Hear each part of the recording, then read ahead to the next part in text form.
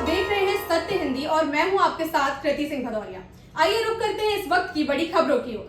पश्चिम बंगाल में नए वक्फ कानूनों को लेकर हिंसा का दौर जारी है। इस बीच मुर्शिदाबाद के जंगीपुर में वक्फ संशोधन अधिनियम के खिलाफ हुए हिंसक विरोध प्रदर्शन के बाद इलाके में सुरक्षा व्यवस्था बढ़ा दी गई है।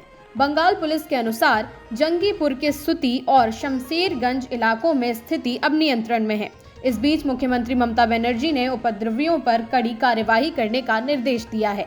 इस बीच मुर्शिदाबाद हिंसा पर भाजपा सांसद प्रवीण खंडेलवाल ने कहा कि पश्चिम बंगाल सरकार अराजकता को रोकने में असमर्थ है या फिर अनिच्छुक है। जिस तरह से राज्य में अभिव्यक्ति की स्वतंत्रता को दबाया जा रहा है और वहां की सरकार कुछ नहीं कर रही है, ये चिंताजनक है। राज्य सरकार को हिंसा फैलाने वालों के खिलाफ जल्द ही कार्यवाही करनी चाहिए। इससे मुख्यमंत्री के कामकाज पर सवाल उठता है, क्या राज्य सरकार चुपचाप देखकर ऐसी गतिविधियों को बढ़ावा दे रही है। अखनूर के केरी बाटल में शुक्रवार रात सीमा पार से पाकिस्तान रेंजरों ने सीज फायर का उल्लंघन किया। गोलीबारी में सेना के एक जवान का बलिदान हो गया। बताया जा रहा है कि आतंकियों को घुसपैठ करवाने के उद्देश्य से सीमा पार से गोलीबारी की गई, जिसका भारतीय सेना ने मुंहतोड़ जवाब दिया। ये भी कहा जा रहा है कि संदिग्ध गतिविधियों को देखते हुए भारतीय सुरक्षा बलों ने गोलीबारी की है। वहां आतंकियों के छिपे होने की आशंका है। वहीं पुंछ में फ्लैग मीटिंग के दूसरे ही दिन देर रात तक सीमा से पार की गई। भारतीय सेना के जवान पाकिस्तानी सेना को मुंहतोड़ जवाब दे रहे हैं। सेना ने जानकारी देते हुए बताया कि अखनूर सेक्टर में LOC पर आतंकवादियों के साथ मुठभेड़ में सेना के एक जूनियर कमीशन अधिकारी का बलिदान हो गया, लेकिन उनकी घुसपैठ की कोशिश नाकाम हो गई। भारत और अमेरिका के बीच एक अंतरिम व्यापार समझौता अगले 90 दिनों में अमल में आ सकता है। दोनों देशों के बीच प्रस्तावित द्विपक्षीय व्यापार समझौते के पहले चरण पर बातचीत के लिए संदर्भ की शर्तों को अंतिम रूप दिया जाता है। भारत सरकार ने एक अधिकारी ने शुक्रवार को कहा कि ये संभव है कि अगले 90 दिनों में दोनों पक्षों की जीत वाला कोई सौदा आकार ले लेगा।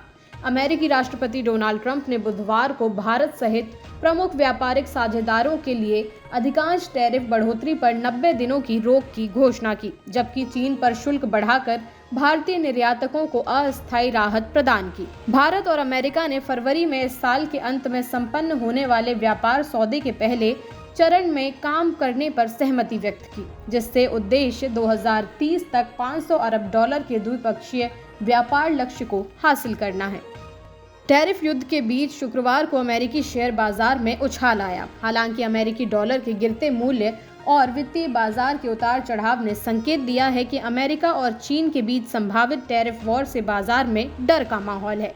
S&P 500 में 1.8% का उछाल दर्ज किया गया। वहीं डाउ जोन्स इंडस्ट्रियल एवरेज 340 अंकों की गिरावट से शुरू होकर 810 अंकों की बढ़त तक पहुंचा और फिर 619 अंकों या 1.6% की बढ़ोतरी पर बंद हुआ। बाजार के विशेषज्ञ आशंका जता रहे हैं कि अमेरिका और चीन के बीच जारी टैरिफ वार के चलते अमेरिका के बाहर के निवेशक अपने US बॉन्ड बेच सकते हैं। हेज फंड और अन्य नुकसान को कवर करने के लिए वे ऐसा कर सकते हैं। इससे दुनिया के सबसे सुरक्षित माने जाने वाले बाजार अमेरिकी बाजार की प्रतिष्ठा पर भी सवालिया निशान लग रहे हैं। अमेरिकी राष्ट्रपति डोनाल्ड ट्रंप के चीन पर भारी टैरिफ लगाने के बाद उसने कई देशों के साथ मिलकर वैश्विक मोर्चाबंदी की शुरुआत कर दी है।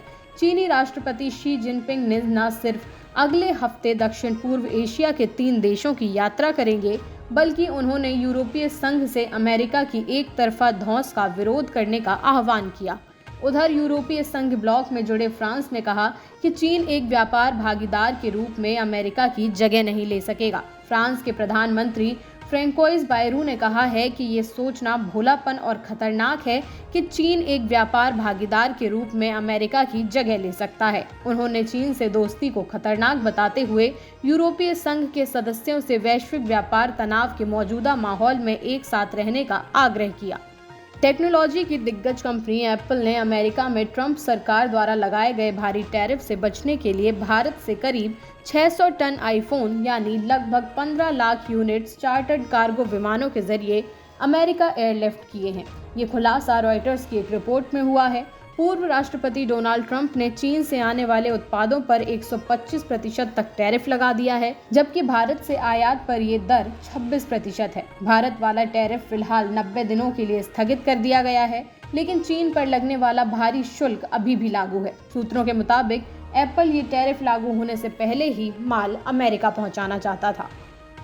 अमेरिकी राष्ट्रपति डोनाल्ड ट्रंप द्वारा दुनिया के तमाम देशों पर टैरिफ की घोषणा के बीच भारत के वाणिज्य मंत्री पीयूष गोयल ने कहा कि भारत और अमेरिका के बीच एक व्यापार समझौते को लेकर बातचीत जारी है।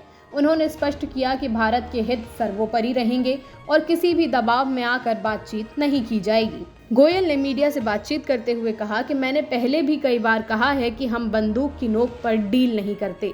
समय सीमा अच्छी होती है क्योंकि वे बातचीत को तेज करती है, लेकिन जब तक हम देश और जनता के हितों की रक्षा करने में सक्षम नहीं होते, तब तक जल्दबाजी करना उचित नहीं होता।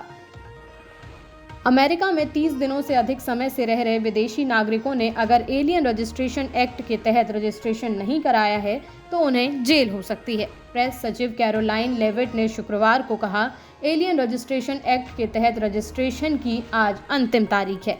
संयुक्त राज्य अमेरिका में 30 दिनों से अधिक समय तक रहने वाले सभी विदेशी नागरिकों को संघीय सरकार के साथ पंजीकरण कराना होगा। उन्होंने आगे कहा कि इसका पालन न करना एक अपराध है, जिसके लिए जुर्माना, जेल की सजा या दोनों हो सकती है। कैरोलाइन ने राष्ट्रपति ट्रंप की बात याद दिलाते हुए कहा कि जैसा कि राष्ट्रपति ट्रंप और homeland security secretary Kristi Noem दोनों ने कहा है कि अगर आप रजिस्ट्रेशन नहीं कराते हैं तो आपको गिरफ्तार किया जाएगा। रूस और यूक्रेन के बीच चल रही जंग थमने का नाम नहीं ले रही। अमेरिकी राष्ट्रपति डोनाल्ड ट्रंप की लाख कोशिशों के बाद भी दोनों देश आमने सामने हैं और जंग के मैदान में खूनी खेल जारी है। इस बीच संघर्ष विराम की कवायदों के मद्देनजर अमेरिकी विशेष दूत स्टीव विटकॉफ रूस पहुंचे हैं। व्हाइट हाउस की प्रेस सचिव कैरोलिन लेविट ने शुक्रवार को बताया कि यूक्रेन जंग के लिए युद्ध विराम समझौते की दिशा में चल रहे प्रयासों के तहत क्रेमलिन और रूसी राष्ट्रपति व्लादिमीर पुतिन के साथ सीधी बातचीत करने के लिए अमेरिकी विशेष दूत स्टीव विटकॉफ वर्तमान में रूस में हैं। प्रेस ब्रीफिंग के दौरान लेविट ने यह भी कहा कि ये युद्ध विराम के लिए बातचीत की प्रक्रिया के साथ साथ अंतिम शांति समझौते की दिशा में एक अहम कदम है। ट्रंप इस संघर्ष के दोनों पक्षों से काफी निराश हैं। वे लगातार हालात पर नजर बनाए हुए हैं। ये शांति वार्ता में अधिक सक्रिय भूमिका निभाने के अमेरिकी प्रशासन के इरादे को साफ करता है। फिलहाल के लिए इतना ही। देश दुनिया की तमाम खबरों के लिए आप देखते रहिए सत्य हिंदी।